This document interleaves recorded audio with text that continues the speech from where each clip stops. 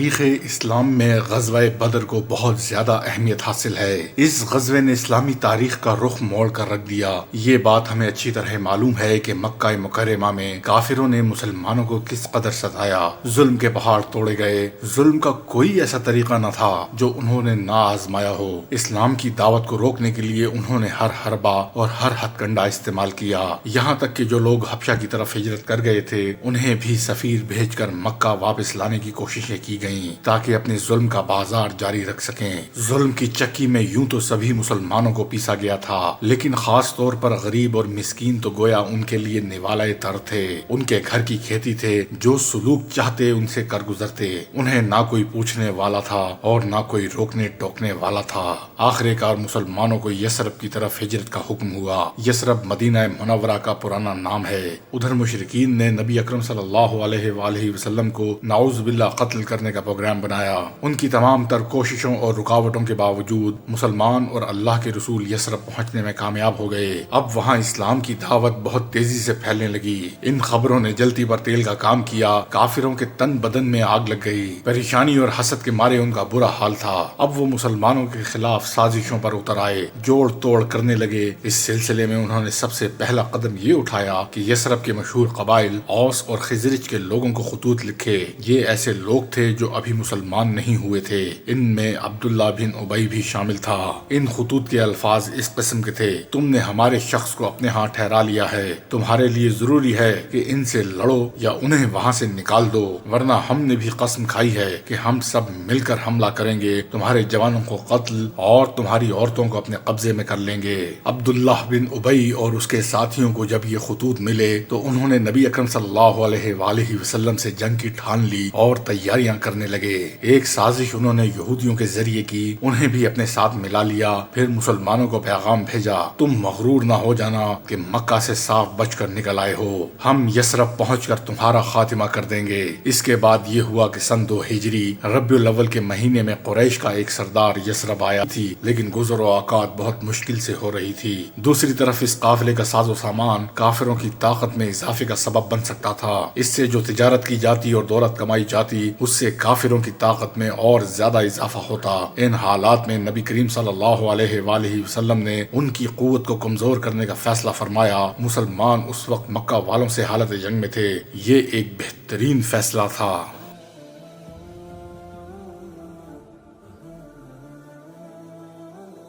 ادھر ابو سفیان بھی غافل نہیں تھا۔ وہ یہ بات جانتا تھا کہ مسلمان اس کے خلاف کارروائی کرنے کی کوشش کریں گے۔ شام جاتے ہوئے تو وہ صاف بچ کر نکل گیا، لیکن واپسی پر جب اسے مسلمانوں کی تیاریوں کی خبریں ملیں تو وہ اور زیادہ گھبرا گیا۔ اس نے فوراً مکہ والوں کو پیغام بھیجا کہ قافلہ سخت خطرے میں ہے، لہٰذا وہ جلد از جلد اس کی مدد کے لیے روانہ ہو جائیں۔ خود اس نے اپنا راستہ تبدیل کر لیا، سیدھا راستہ چھوڑ کر ایک دور دراز کا راستہ اختیار کیا تاکہ مسلمان اس تک نہ پہنچ سکیں۔ سرداروں کو بھجوا دی جو لشکر کی قیادت کر رہے تھے۔ ابو سفیان کا پیغام مل جانے کے باوجود وہ آگے بڑھتے ہی چلے گئے، اس لیے کہ وہ طاقت کے نشے میں چور تھے۔ ان کا خیال تھا جن مسلمانوں پر 13 سال تک ظلم و ستم کے پہاڑ توڑے جاتے رہے ہیں، وہ بھلا ان کے مقابلے میں آنے کی کیا جرت کریں گے۔ اگر آ گئے تو ہم انہیں تہس نہس کر کے رکھ دیں گے۔ اب آ تو گئے ہی ہیں، واپس کیوں جائیں؟ اب تو مسلمانوں کو مزہ چکھا کر ہی جائیں گے۔ اس موقع پر ابو جہل نے قہر اور غرور کے لہجے میں کہا: اللہ کی قسم، جب تک ہم بدر نہ پہنچ جائیں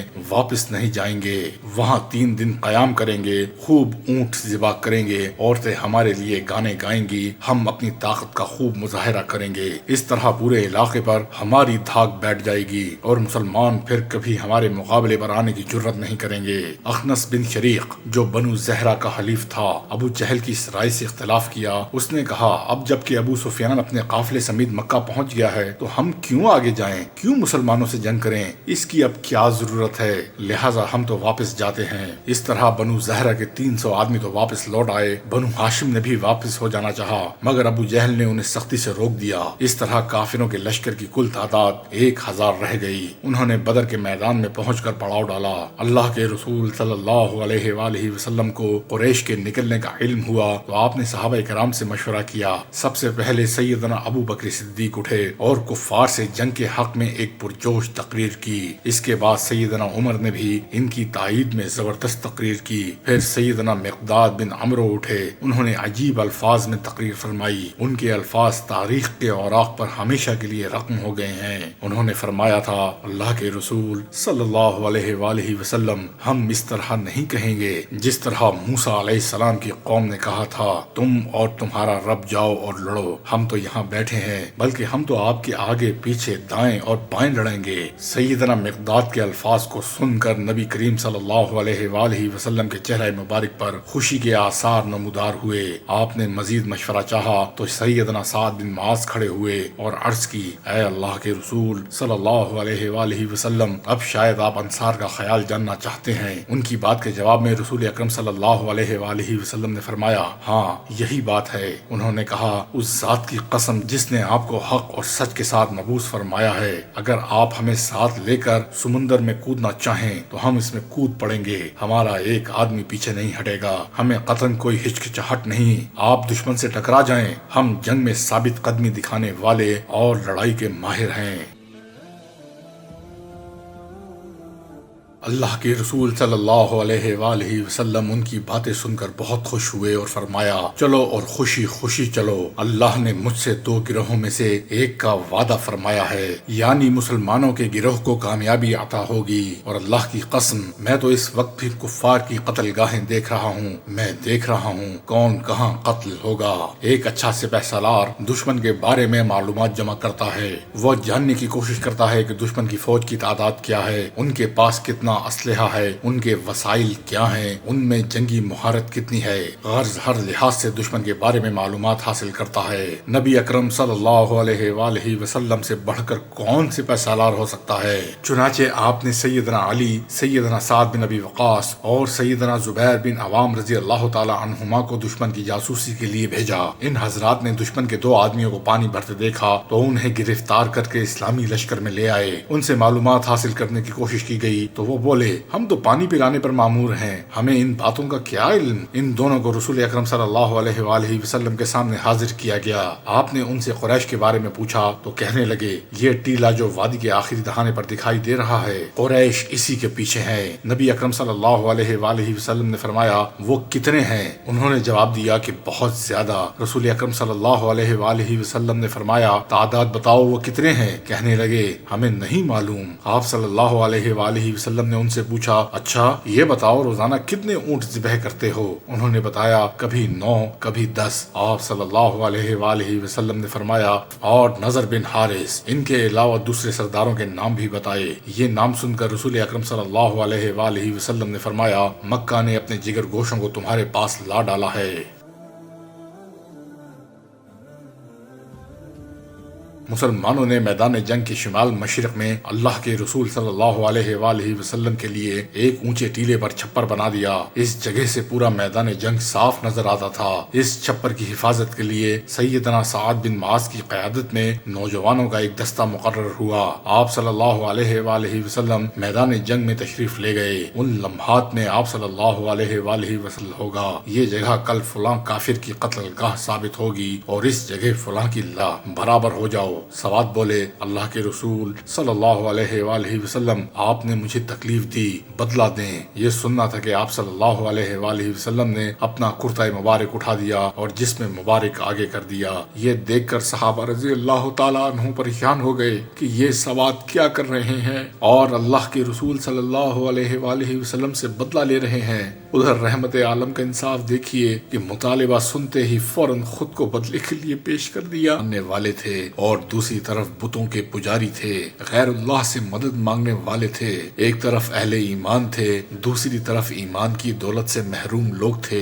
ایک طرف اللہ اور اس کے رسول کے شیدائی تھے، دوسری طرف پتھروں کو معبود ماننے والے بتوں کی محبت میں غرق لوگ تھے۔ اللہ کو ماننے والے اپنی ذات کے لیے نہیں آئے تھے، اللہ کا نام بلند کرنے آئے تھے، جبکہ دوسری طرف قریش اپنے نام و نمود اور بتوں کی خاطر آئے تھے۔ یہ مسلمانوں اور مشرکوں کی پہلی باقاعدہ جنگ تھی۔ 13 سال تک ظلم کی چکی میں پسنے والے آج ظالموں سے ٹکرانے چلے تھے۔ آج ان کی آنکھوں میں آنکھیں ڈالنے کا وقت آ گیا تھا۔ تلوار کے مقابلے میں سر آگے کرنے کا نہیں، تلوار کا وار روکنے کا وقت آ گیا تھا۔ اور مسلمانوں کو تو اس دن کا بہت شدت سے انتظار تھا، لیکن ان کی یہ تڑپ بھی اپنی ذات کے لیے نہیں تھی، اللہ کی رضا کے لیے تھی۔ جنگ کا آغاز مشرکین کی طرف سے آنے والے ایک تیر سے ہوا۔ یہ تیر سیدنا عمر بن خطاب رضی اللہ تعالی عنہ کے غلام سیدنا محوجہ رضی اللہ تعالی عنہ کو لگا۔ تیر لگنے سے وہ شہید ہو گئے۔ اس طرح وہ غزوہ بدر کے پہلے شہید قرار پائے۔ دوسرے شہید حارثہ بن سراقہ انصاری رضی اللہ تعالی عنہ تھے۔ یہ پانی پلانے کے لیے حوض کی طرف گئے۔ حوض پر معمور صحابی نے انہیں دشمن کا آدمی خیال کیا اور تیر چلا دیا۔ وہ تیر ان کے حلق پر لگا، اس طرح یہ بھی شہید ہو گئے۔ مشرکوں کی طرف سے اسود بن عبد الاسود نام کا ایک شخص نکلا۔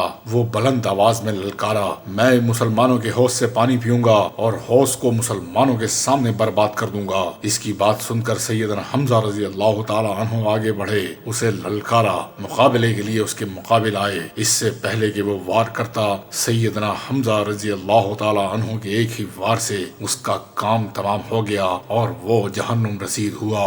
اس زمانے میں طریقہ جنگ یہ تھا کہ باقاعدہ جنگ شروع ہونے سے پہلے دونوں طرف سے بہادر اپنی صفوں سے نکل کر آگے آتے اور دشمن کو للکارتے تھے۔ کہتے تھے، کون ہے جو میرے مقابلے میں آئے؟ یا وہ کہتے، کسی میں میرے مقابلے میں آنے کی جرت ہے، میں فلاں ابن فلاں ہوں۔ پھر سامنے والے لشکر سے کوئی اس کے مقابلے کے لیے نکلتا، دونوں میں لڑائی ہوتی، دونوں لشکر اس کی لڑائی کا نظارہ کرتے۔ اس طرح مقابلے کے لیے للکارنے والے کو مبارزت کہتے ہیں۔ چنانچہ کافروں کی طرف سے 3 بہادر اور جنگجو نکل کر میدان میں آئے اور للکارنے لگے، ہمارے مقابلے پر کون آتا ہے؟ اسلامی لشکر میں سے 3 انصاری مقابلے کے لیے نکلے۔ مشرک بولے، تم لوگوں کے نام کیا ہیں؟ تینوں نے اپنے نام بتا دیے۔ کافروں نے کہا، ہمارا تمہارا کوئی جھگڑا نہیں، ہم تو چاہتے ہیں ہمارے مقابلے پر ہمارے چچیرے بھائی آئیں۔ پھر انہوں نے آواز دی، اے محمد صلی اللہ علیہ وآلہ وسلم، ہمارے مقابلے میں ہماری قوم کے لوگوں کو بھیجو جو لوگ ہمارے برابر کے ہوں۔ اس پر رسول اکرم صلی اللہ علیہ وآلہ وسلم اپنے صحابہ کی طرف متوجہ ہوئے اور فرمایا، عبیدہ بن حارث، حمزہ اور علی، اٹھو اور مقابلے کے لیے جاؤ۔ اب یہ تینوں صفوں سے نکلے اور ان کے سامنے کھڑے ہوئے۔ کافروں نے پوچھا، تمہارے نام کیا ہیں؟ انہوں نے کہا، ہم قریشی ہیں اور ہمارے نام عبیدہ، حمزہ اور علی ہیں۔ یہ سن کر وہ خوش ہوئے اور کہنے لگے، اب آئے گا مزہ، یہ ہیں ہمارے ہم پلہ لوگ، شریف مد مقابل۔ آخر تینوں میں معرکہ شروع ہوا۔ سیدنا عبیدہ عمر میں سب سے زیادہ تھے، انہوں نے عتبہ کا مقابلہ کیا۔ سیدنا حمزہ نے شیبہ کا اور سیدنا علی رضی اللہ تعالی عنہما نے ولید کا مقابلہ کیا۔ سیدنا حمزہ نے ایک ہی وار میں شیبہ کا خاتمہ کر دیا۔ اس طرح سیدنا علی ولید پر حملہ آور ہوئے، وہ ان کا وار نہ روک سکا اور تلوار اس کے کندھے کو کاٹتے ہوئے گزر گئی، وہ بھی وہیں ڈھیر ہو گیا۔ سیدنا عبیدہ اور عتبہ میں دیر تک مقابلہ ہوا، دونوں نے ایک دوسرے کو زخمی کیا۔ سیدنا عبیدہ کو گہرے زخم آئے، چنانچہ سیدنا حمزہ اور سیدنا علی رضی اللہ تعالی عنہما نے آگے بڑھ کر عتبہ کا کام تمام کر دیا۔ اس جنگ کے چند دن بعد سیدنا عبیدہ بن حارث زخموں کی تاب نہ لا کر شہید ہو گئے۔ اس وقت اسلامی لشکر بدر سے واپس مدینے کی طرف جا رہا تھا، چنانچہ انہیں وہیں دفن کر دیا گیا۔ جنگ کی ابتدا ہی میں کافروں کو بھاری نقصان اٹھانا پڑا، ان کے 4 نامی گرامی بہادر مارے گئے۔ اب عام لڑائی شروع ہوئی۔ اللہ کے رسول صلی اللہ علیہ وآلہ وسلم نے صحابہ کرام کو جوش دلانے کے لیے فرمایا، اس ذات کی قسم جس کے قبضے میں محمد صلی اللہ علیہ وآلہ وسلم کی جان ہے، جو شخص بھی آج جم کر ثواب سمجھ کر لڑے گا، دشمن کو پیٹھ نہیں دکھائے گا، سامنے سے خوب وار کرے گا اور خوب بہادری دکھائے گا، اللہ تعالیٰ اسے جنت عطا فرمائیں گے۔ صحابہ کرام پہلے ہی کچھ کم پرجوش نہ تھے۔ رسول اللہ صلی اللہ علیہ وآلہ وسلم کے ان الفاظ نے انہیں ایک نیا ولولہ عطا کیا۔ چنانچہ اس جنگ میں بہادری اور بے جگری کے بہت سے حیرت انگیز واقعے پیش آئے۔ عمیر بن حمام رضی اللہ تعالی عنہ ایک انصاری صحابی تھے۔ جب انہوں نے رسول اکرم صلی اللہ علیہ وآلہ وسلم سے یہ بشارت سنی، اس وقت وہ کھجوریں کھا رہے تھے، فوراً ہاتھ روک لیا، کھجوروں کی طرف دیکھا اور کہا، یہ تو زیادہ ہیں، ان کو کھانے میں بہت وقت لگے گا، میں جنت میں جانے کے لیے اتنی دیر کیوں کروں؟ یہ کہا اور کھجوریں پھینک دیں، آگے بڑھے، پوری جمع مردی سے لڑے اور دشمنوں کو مارتے کاٹتے خود بھی جام شہادت نوش کر گئے۔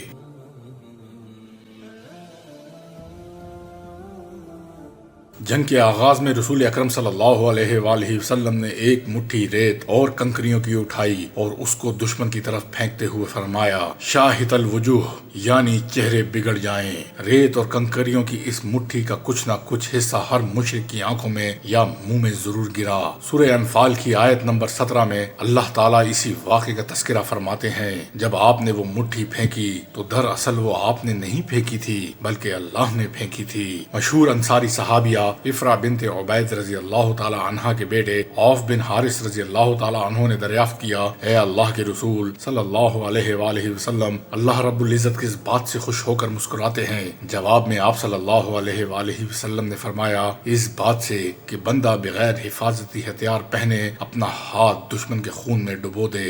چنانچہ عوف رضی اللہ تعالی عنہ نے اپنے بدن سے زرہ اتار پھینکی، دشمن پر ٹوٹ پڑے اور لڑتے لڑتے شہید ہو گئے۔ پھر اللہ کے رسول صلی اللہ علیہ وآلہ وسلم نے مسلمانوں کو دشمن پر ٹوٹ پڑنے کا حکم دیا۔ دشمن اس سے پہلے ہی جنگ شروع کر چکا تھا اور اپنا زور لگا چکا تھا، اس کا جوش و خروش مان پڑ رہا تھا۔ حکم ملنے پر مسلمانوں نے پرجوش انداز میں حملہ کیا۔ اب مسلمان تازہ دم تھے، لہٰذا کافروں کو گاجر مولی کی طرح کاٹنے لگے۔ ایسے میں فرشتے بھی مدد کو آ گئے، کافروں کی سردار کٹ کٹ کر گرنے لگے۔ اسلام کا سب سے بڑا دشمن اس وقت کا فرعون ابو جہل اس لشکر کا سپہ سالار تھا، وہی کافروں کو اکسا کر بدر کے میدان میں لایا تھا۔ مکہ میں اس نے مسلمانوں پر ظلم کی انتہا کر دی تھی۔ وہ رسول اللہ صلی اللہ علیہ وآلہ وسلم کو نعوذ باللہ گالیاں دیا کرتا تھا، طرح طرح سے ستایا کرتا تھا، قدم قدم پر مشکلات پیدا کرتا۔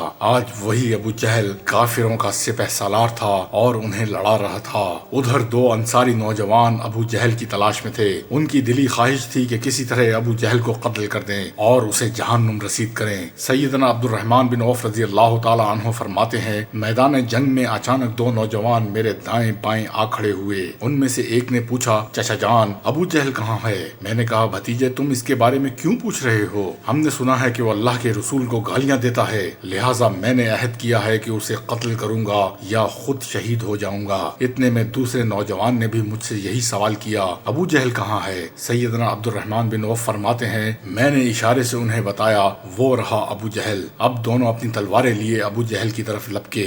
یہ دونوں نوجوان معاذ بن عمرو بن جموح اور معاذ بن افرا رضی اللہ تعالی عنہما تھے۔ سیدنا معاذ بن عمرو رضی اللہ تعالی عنہ نے دیکھا کہ ابو جہل کو بہت سے لوگ گھیرے میں لیے ہوئے ہیں تاکہ اس پر کچھ جان باقی پا کر وہیں رکے۔ نبی اکرم صلی اللہ علیہ وآلہ وسلم مسکرائے، پھر آپ نے دونوں کی تلواریں دیکھی اور فرمایا، تم دونوں ہی نے اسے قتل کیا ہے۔ معاذ بن عمرو بن جموح سیدنا عثمان رضی اللہ تعالی عنہ کی خلافت کے دور تک زندہ رہے اور ابو جہل کا سامان انہی کو ملا۔ اتنے میں عبداللہ بن مسعود ابو جہل کا سر لیے آپ کی خدمت میں حاضر ہوئے۔ اس کے سر کو دیکھ کر آپ نے فرمایا، یہ اس امت کے فرعون کا سر ہے۔ چونکہ عبداللہ بن مسعود نے ابو جہل کا سر کاٹا تھا، اس لیے اس کی تلوار ان کو ملی۔ معاذ بن افرا رضی اللہ تعالی عنہ بھی اس جنگ میں زخمی ہوئے تھے، بعد میں انہی زخموں سے شہید ہوئے۔ یہاں یہ بات بھی بتانا ضروری ہے کہ سیرت کی اکثر کتابوں میں ابو جہل کے قاتلوں کے نام معوذ اور معاذ بتائے گئے ہیں، مگر صحیح بخاری کی روایت کے مطابق دونوں کا نام معاذ تھا۔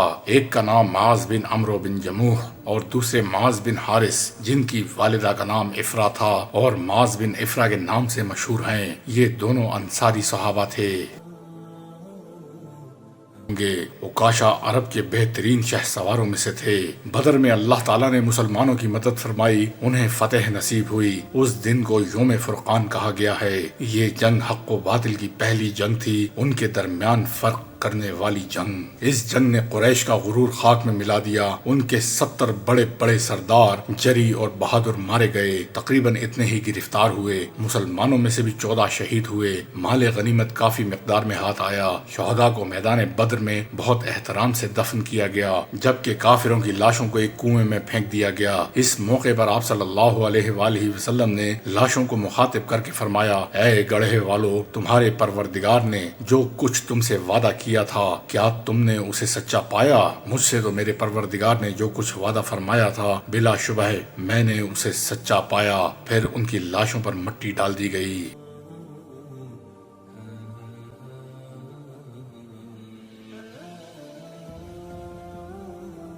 اللہ کے رسول نے سیدنا عبداللہ بن رواحہ رضی اللہ تعالی عنہ کو فتح کی خوشخبری کے ساتھ مدینہ منورہ روانہ کیا۔ بدر کی لڑائی کی تیاری ہو رہی تھی کہ سیدنا عثمان بن عفان رضی اللہ تعالی عنہ کی اہلیہ محترمہ سیدہ رقیہ رضی اللہ تعالی عنہ شدید بیمار ہو گئیں۔ یہ نبی کریم صلی اللہ علیہ وآلہ وسلم کی صاحبزادی ہیں۔ چنانچہ اللہ کے رسول صلی اللہ علیہ وآلہ وسلم نے سیدنا عثمان کو حکم دیا آپ مدینہ ہی میں ٹھہر کر اپنی بیوی کی تیمارداری کریں۔ چنانچہ اس طرح سیدنا عثمان اگرچہ غزوہ بدر میں شریک نہ ہو سکے تاہم آپ صلی اللہ علیہ وآلہ وسلم نے انہیں بدر میں شریک قرار دیا۔ اتفاق دیکھیے کہ ادھر بدر کے میدان میں مسلمانوں کو فتح ہوئی اور فتح کی خوشخبری مدینہ پہنچی، ادھر سیدہ رقیہ رضی اللہ تعالی عنہا وفات پا گئیں۔ جب فتح کی خبر پہنچی تو ان کی قبر پر مٹی ڈالی جا رہی تھی۔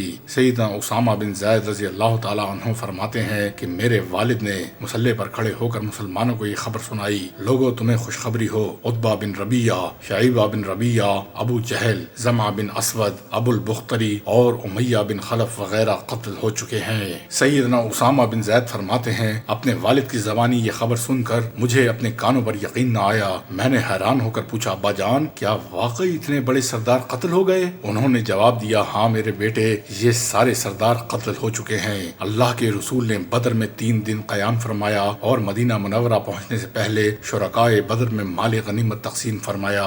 بعد ازاں مدینہ تشریف لائے، دوسرے روز قیدی بھی پہنچ گئے۔ بدر کے میدان میں مسلمانوں کے ہاتھ 70 قیدی لگے۔ نبی کریم صلی اللہ علیہ وآلہ وسلم نے ان کے بارے میں صحابہ سے مشورہ کرنا ضروری خیال فرمایا۔ آپ نے ان سے فرمایا ان قیدیوں کو اللہ نے تمہارے حوالے کیا ہے، ان کے ساتھ کیا سلوک کیا جائے؟ سیدنا عمر فوراً کھڑے ہوئے، آپ نے عرض کیا اللہ کے رسول صلی اللہ علیہ وآلہ وسلم ان سب کی گردن مار دی جائے۔ ان لوگوں نے آپ کو جھٹلایا، آپ کی نبوت کو جھٹلایا، آپ کو آپ کے شہر سے نکالا اور شہر سے نکالنے سے پہلے کیا کیا ظلم روا نہیں رکھے، ان کا تو بس یہی علاج ہے کہ انہیں قتل کر دیا جائے۔ یہ مشورہ سن کر آپ صلی اللہ علیہ وآلہ وسلم نے دوسرے صحابہ کی طرف دیکھا تاکہ وہ بھی اپنی رائے دیں۔ اب سیدنا ابو بکر صدیق کھڑے ہوئے، انہوں نے عرض کیا اللہ کے رسول صلی اللہ علیہ وآلہ وسلم انہیں معاف کر دیجئے، ان سے فدیہ لے کر انہیں رہا کر دیجئے۔ اللہ کے رسول صلی اللہ علیہ وآلہ وسلم کائنات اور انسانیت کے لیے رحمت بن کر آئے تھے۔ آپ نے اس مشورے کو پسند فرمایا۔ یہ مشورہ سن کر آپ صلی اللہ علیہ وآلہ وسلم کے چہرہ اقدس پر خوشی کے آثار چھا گئے۔ آپ نے فدیے والی بات پسند فرمائی، چنانچہ فدیہ لے کر کافروں کو رہا کر دینے کا فیصلہ ہو گیا۔ اللہ کے رسول صلی اللہ علیہ وآلہ وسلم میں جہاں ان گنت خوبیاں اور صفات تھیں وہاں آپ اعلیٰ اخلاق کے مالک بھی تھے۔ قرآن کریم کی سورہ قلم کی آیت نمبر 4 میں اللہ تعالیٰ فرماتا ہے بلا شبہ آپ بلند ترین اخلاق پر فائز ہیں۔ جو قیدی ہاتھ آئے تھے یہ وہی لوگ تھے جنہوں نے 13 سال تک مسلسل ظلم ڈھایا تھا۔ ظلم کا کوئی ایسا طریقہ نہیں تھا جو انہوں نے آزمایا نہ ہو، مگر ان سب باتوں کے باوجود قیدیوں کے ساتھ آپ نے وہ سلوک نہیں فرمایا جو وہ آپ صلی اللہ علیہ وآلہ وسلم کے ساتھ کرتے رہے تھے، اور جیسا کہ قیدیوں کے ساتھ دوسری قومیں سلوک کیا کرتی ہیں۔ آج بھی ہم دیکھتے ہیں کہ قیدیوں پر وہ ظلم ڈھائے جاتے ہیں کہ انسانیت کانپ جاتی ہے، لیکن اسلام نے بھی دشمنوں کے حقوق متعین کیے ہیں اور قیدیوں پر ظلم و ستم سے روکا ہے۔ چنانچہ نبی اکرم صلی اللہ علیہ وآلہ وسلم نے صحابہ کرام کو ہدایت فرمائی کہ قیدیوں سے اچھا سلوک کیا جائے، اور پھر تاریخ نے دیکھا کہ ان کے ساتھ اتنا اچھا سلوک کیا گیا کہ دنیا کی قومیں حیران رہ گئیں۔ صحابہ کرام رضی اللہ تعالی عنہما نے خود بھوکے رہ کر قیدیوں کو کھانا کھلایا اور پانی پلایا۔ ان قیدیوں نے بھی مسلمانوں کے اس حسن سلوک کو ہمیشہ یاد رکھا۔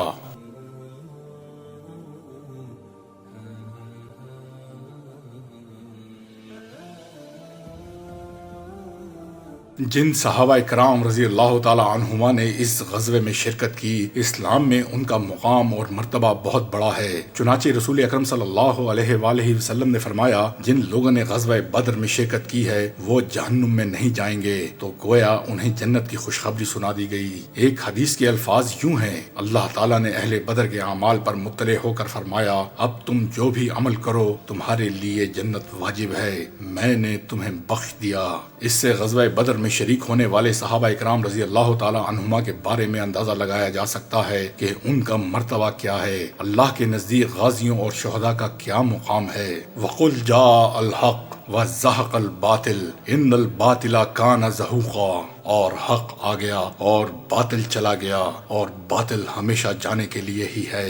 آخر میں ایک سوال پیدا ہوتا ہے، جنگ بدر کیوں لڑی جاتی ہے؟ سچ کو سچ ثابت کرنے کے لیے یا جھوٹ کو سچ بنانے کے لیے؟ سچ کو سچ ثابت کرنا ایک کار دشوار ہے اور جھوٹ کو سچ ثابت کرنا آسان ترین کام ہے۔ جب انا کے بت پاش پاش ہونے لگے، جھوٹے معبودوں کی خدائی کا طلسم دم توڑنے لگے، غرور اور تکبر خاک میں جا ملے، آبا کی عظمت پر حرف آنے لگے، تو پھر واقعی سچ کے ٹاٹ پر جھوٹ کا مخملی پیوند لگانا پڑتا ہے۔ مکہ کے سردار اسلام کے نخلستان میں قدم رکھنے کی بجائے اس نخلستان کو اجاڑنے پر تل گئے تھے، صرف اس لیے کہ ان کے جھوٹ کا پول کھل گیا۔ ان کے پتھر کے صنم اپنی کشش کھو بیٹھے، ظلم پر ظلم ڈھا کے بھی ان کے من کی پیاس نہیں بجھی، ان کی تلملاہٹ انتقام میں بدلی۔ انتقام نے جنگ کا میدان سجا دیا، تاریخ اسلام کا اولین میدان جنگ، اور نتیجہ وہی رہا، حق غالب آیا، باطل کو شکست ہوئی۔ اولین جنگ، اولین فتح،